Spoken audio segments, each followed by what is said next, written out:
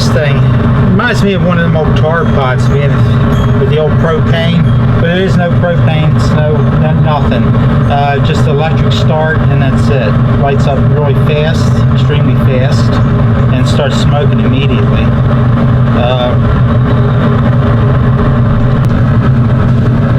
Okay, it looks like it's feeding through. What this has is a steel auger inside that comes from the hopper, which has an auger down the side, and which turns and feeds through into the hot pot.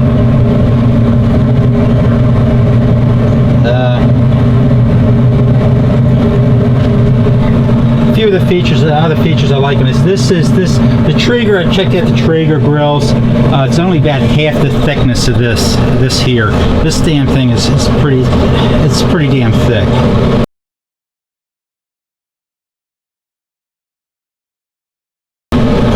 Thick. It is solid. You can hear that. It doesn't play around. It's all solid steel. A lot of the components inside are the stainless steel. Other accessories is this. That's your grease pan down there where the grease will go down into. But your serving tray is all stainless steel. Now this comes with this unit, but if you get a cheaper unit and you can't afford the deluxe model, you can buy this separate, and I think it's like $70, $80 for the arm and this. You have the utensil holder there. It does have a really extreme powerful fan inside. And the glass hopper, so you have a viewing vent that you can see inside. Also, you have the two probes for your meats. Doing two, like if you're doing spare ribs or pot roast or something, you put one of your probes in each side. You can have a setting that, many settings, you can automatically turn it off.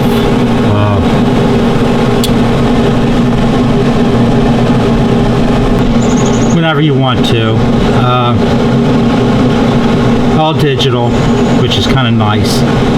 The other reason I went with this, for accuracy and temperature, that means that's one of my top priorities is accurate setting. So if you set it for 8 hours for smoking, I want it to stay that way for 8 hours. Trooper, stop biting mommy's plant. Good boy. You listen when I'm hollering at you, don't you? It does have full clean out. If you need, when you change it, right now I got in here, I have the apple because I'm going to do some fish, smoke some fish today, codfish and vegetables. Here's your plug-in, your back. Your clean out, your dump thing, your tray. You pull this, take this off with a bucket or bag underneath, and it all drains out. So you can change for a different flavor of your pellet wood. And it plugs in, and then you're all set up. I put the heat shield back in, which is this right here. Now this is one of the main reasons I bought it. This right now is set up for smoking. Okay, if you want to char steaks, sear steaks, whatever, you open this, and there you have your fire down there, which comes up and will sear your steaks. And you just close it this way to shut it off. What happens is all the grease drops in here, goes downhill. This is on a slight slant. It drops down into your grease pit, which in turn goes right down to your drip can. It also has a P setting where you have 8 settings in there that you fine-tune it to keep up the temperature exactly where you want it, because everything plays a big part in it. Your air temperature right now is like 43 degrees out. It's a little windy, it's cold, so you know they're all it all plays a little havoc on your heating system. Maybe it's 125 volt, you know.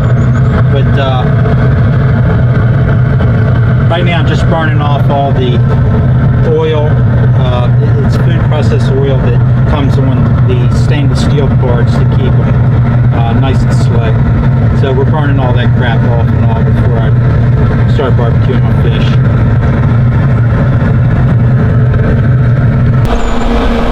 Well, I think the whole process took about, I guess 15 minutes, setting up, get it going through the burn, setting at the burn period, and then we'll leave it about, I don't know, I'll probably leave it an hour, 2 hours. I got to run up the store and get some cod. I like getting my fish fresh, and I try to get it like 2 hours before cooking it, unless I gotta prep it for some reason. But I come up with a rub.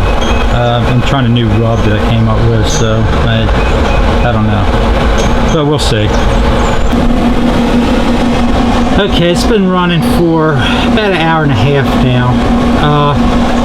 This is a 20 bag Trigger apple that I have in there. I have all of them. I have Jack Daniels, which is, well, I have the pellets. Wood chips has always been my favorite, but the pellets I'm going to try. I got the Pit Boss. I got whatever the stores had. You know, they're all good quality, and I'm sure they're pretty close to the same. I'm not real concerned about that. Now this was a 20-pound bag. I put in maybe half of it, so there was about 10 pounds in here. And it looks like it went through, I guess maybe a quart of pellets. The temperature has been fluctuating. This is what I've been waiting to see. It's smoking really good. Is this here, if you can see it. This has been fluctuating to 335 is drop. Well, that's because I opened the hopper lid. But it's been staying at 355 around. And it's set for 350 is what the actual gauge is right there. And this is where the fine tuning comes in with the P-port, setting this to smoke and then resetting that, which I will be doing. Now, this is a stainless steel sensor is on this side in the middle. Let me show you this real quick though. And this has been going, I guess 360 to 450. It's a little windy and cold, you know, but it has been fluctuating back and forth, so I don't see a problem with that. I got a good Taylor, well, at least I thought it was. It's about 2 years old, but it looks like the probe went up because I wanted to test it with that. It's outstanding when it was working. Now here, your other sensor is right there, down in there. It's encased there, metal plate, but just to give you an idea. And then this sensor here, so it tells you, naturally you're going to have two different readings there. That fan is really strong. Okay, it's been another 10 or 15 minutes, and what I did was I turned it all the way down to 200, and this is reading 340 right now. Of course it's fluctuating. This up here is reading 350 degrees, also fluctuating. So now I'm going to go ahead. I did all the little final steps and nothing works. It's running too hot, which means that the auger is putting too much wood into the fire pit. Okay, so what I got to do is slow that down, and how I do that, I hope, is resetting my P set. Evidently it's a little high, so I'm going to start off with P1, which is the slowest movement for the auger to turn to put wood into the fire pit. So I'm going to give that a shot and see what happens. Okay, as the time, date, temperature outside, inside temperature. Now we'll go take a look at the grill gauge. What I did was I have it on smoke now for about 15 minutes, and I have it on P0, which is the slowest the auger will turn to put the wood into the fire. So let's go look at the gauge outside and see what we got. Okay, it's been running now for, I guess, around 2.5 hours. I'll have to check and see the time I started the tape. That's when I actually started it. But I believe it's been at 2.5 hours. This is what I'm using right now. I've got 3 or 4 different types. The better brands. I think they're all pretty close to the same as long as you get a premium wood. I'm trying this, and the reason I got this is because this is what Home Depot had. And I wanted apple specifically for the fish.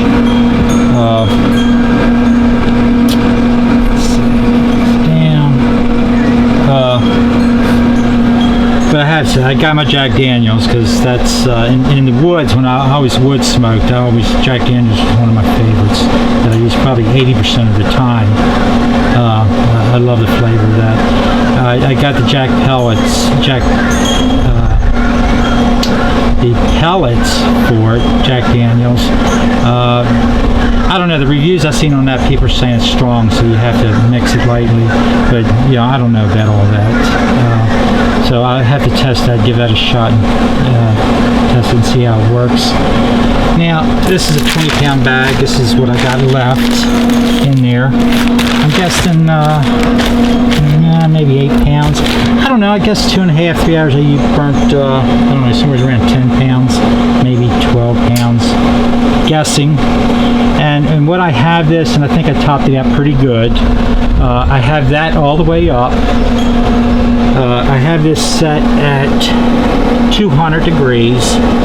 I'm on P0 setting. Okay, personal setting is for me for this weather, temperature, and everything else. It's topped out at 225, set at 200 degrees, which I love. And up here we are set at, that's the internal, this is the top area temperature, which is 220, maybe 225. It's right in between the two. You can see that. I don't know if you can see that or not. Now I'm sure down here is probably, of course I don't know, it might be hotter down here because it's all going in. I'm not sure, but I need another thermometer. My Oregon temperature gauge, I think I got to order a new probe for that, and then I'll be able to test this side to see the temperature on this side, see if there is a difference in the whole system or not. But yeah, with that temperature, I'm real happy with it. I noticed one thing over here too. You can't touch none of this. It's extremely hot, but the tray is warm from the heat off the chimney and the side, and I believe it's really help keep your food warm.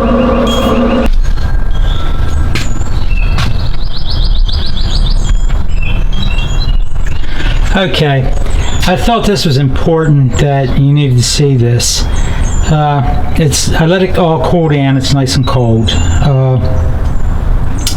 And I took out all the parts. I cleaned the grid off.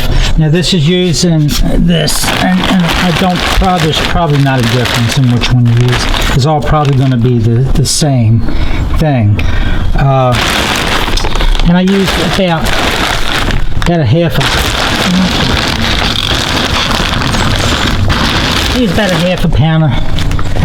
of bag, which is 20 pounds. Yeah, it looks like I used about 10 pounds. And I cleaned the grid off. You can see the soot, black soot off of there. But you got to remember, it's the first time burning. They do use, I believe, a commercial, like restaurant type of lubricant on there. So you got to burn all that off, clean it off. But I thought this was important for about 10 pounds of stuff in here. And as you can see down in here, it's damn, I don't know, maybe 3/4, half-inch thick down in there. I don't know if you can see it real good, but it is just about up to the burner. So yeah, that definitely all has to be cleaned out of there. I'm gonna go ahead and shop vac that all out and set it up for cooking the fish. So we'll get back to you in a little while. Okay, this takes about 1 minute to pull the 3 racks out. Vacuum it, the shop vacuum it out, put the 3 pieces back in.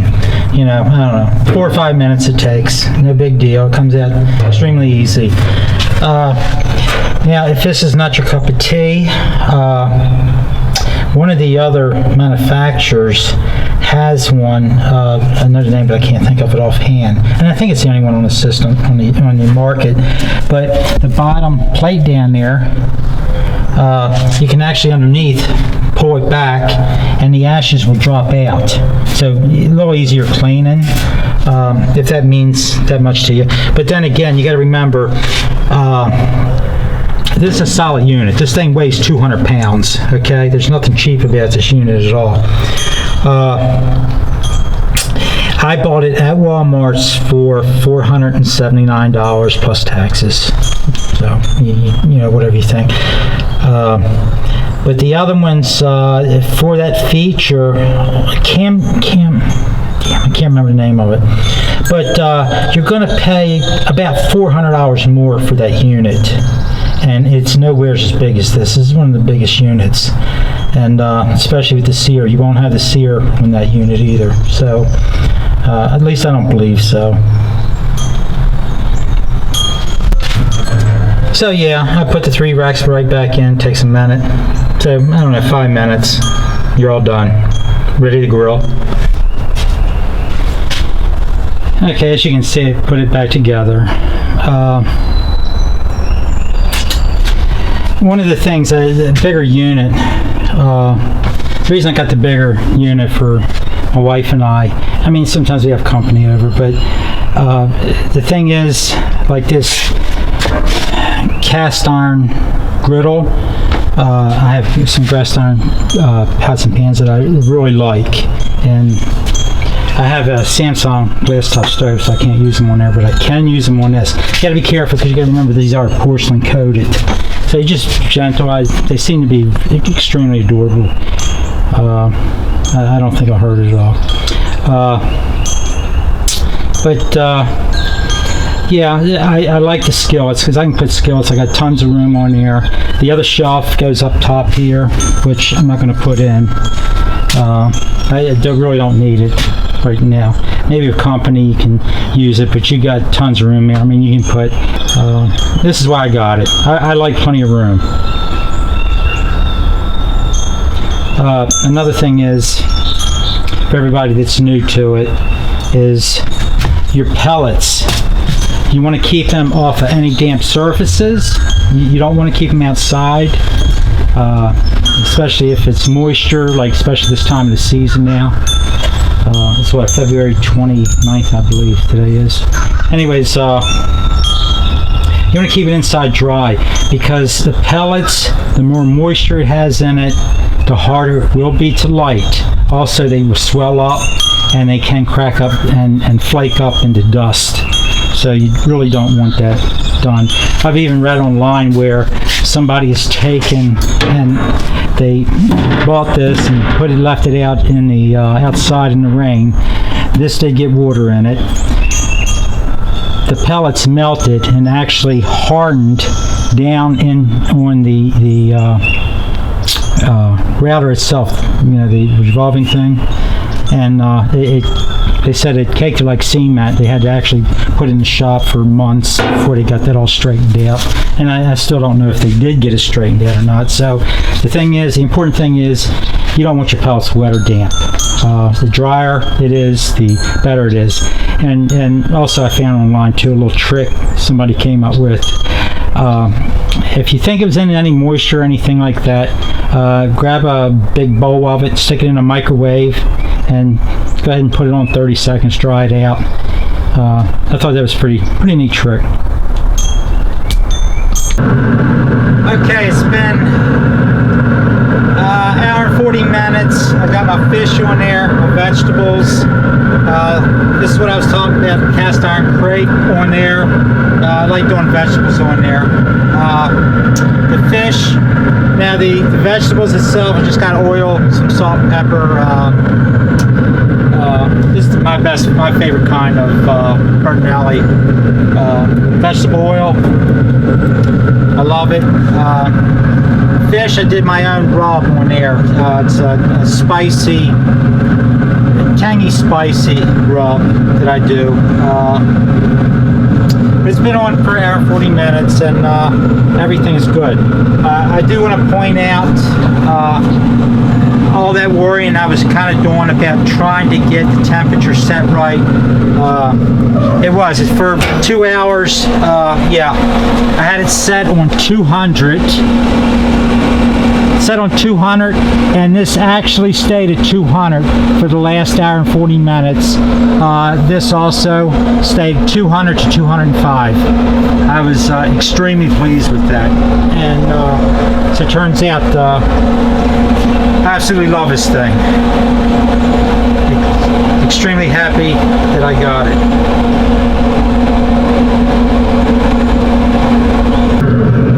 Okay, so just checked it. Fish is 142. We want it 145. Actually, it's a perfect temperature. I'm gonna leave it on for another half hour. Vegetables are actually done, just slightly crunchy. We would like them. Yeah, and the thing stayed at 200. It's actually perfect, man.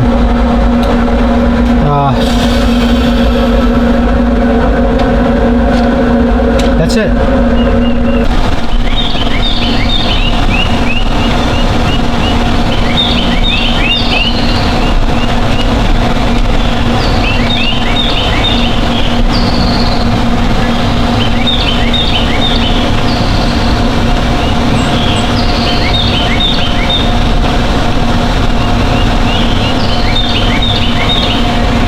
As you can see, it's feeding time.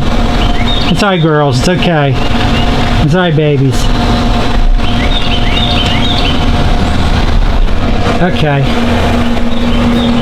Time to check. It's been 3 hours. And as you can see, it fluctuates 210, 215. It just went to... It's back to 210, but it has actually 90% of the time stayed at 200. Same with this up here. Right now it's at 210, but that's also been on 200, so I'm 100% satisfied with that. So now it's time to check our fish, see what the temperature is of our fish. Turn this thing open. Okay, let's see what we got. Tan, real nice, beautiful tan. Vegetables are perfect, man. They are perfect. So let's see what we got.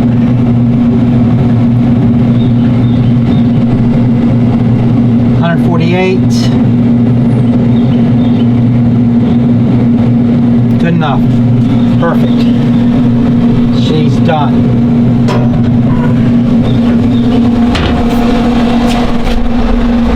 Snow just pouring out of there. Oh, that's what I wanted to say. In the beginning, I was doing a lot of playing with temperatures to try to see how I can control the different temperatures. If you get your unit and it's way high, like mine was, out of control, first thing you want to do is go down and set your P setting, your fine setting. I set it to P0. Now, when summertime comes, it gets hotter, I'll probably take it up a couple. But the reason being is they had it automatically set on 4, which is default, and it's way, way too high. So I dropped it to 0, and bam, it's right on the money. So that saves it. Will save you a lot of headache. If you have that, go to that and do that first. Okay, I got it battened down. We got some heavy rains coming in, heavy winds in the morning, so I had to shut everything down, close it up. So to wrap things up, the grill's good. I thoroughly enjoy it. I have no complaints about it at all. It does have 4 wheels on it. I forgot to mention it's got 2 caster lock wheels in the front. Because you got to remember, this thing does weigh 200 pounds. It's pretty damn heavy. But and I had a hard time with some of the parts when together by myself, and then my wife helped me pick the drum up, put it up on top of the thing, but we did get it. And you know, the fish was great, the vegetables was great, my wife loved it,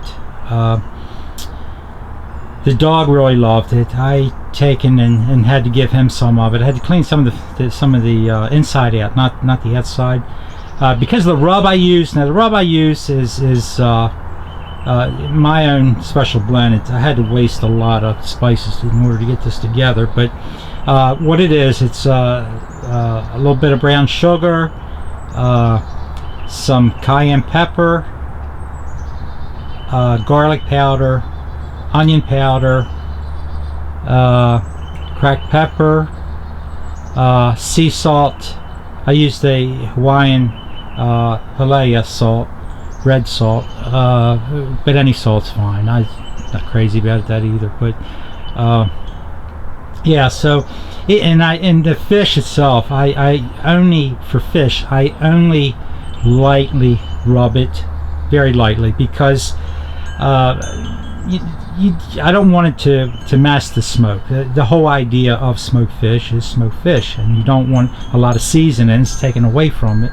So it's really good. I'm just going to have to make for him a piece for my dog next time. And he eats all vegetables. He loves every vegetable there is. It's never had a dog that liked all the vegetables like he does. And fruits. Actually, he'll eat anything I eat. Another thing is, I've been barbecuing for a lot of years, and you know, if you take and you go on Amazon, you go on Walmart.com, you go on all the grill manufacturers, they're all going to tell you they got the best grills, and you know, and bunch of crap.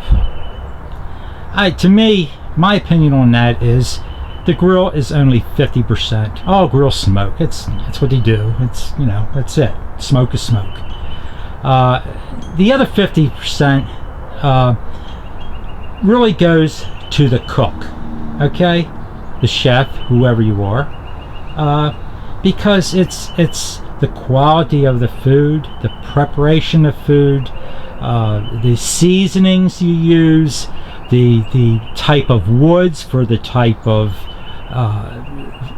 food that you're fixing or preparing. You know, all these things play a part in really good food. Anybody can pretty much cook food, almost. I've come across one or two people that are just horrible at grilling. They can't cook anything. You couldn't cook hamburgers. But yeah. So to wrap it up,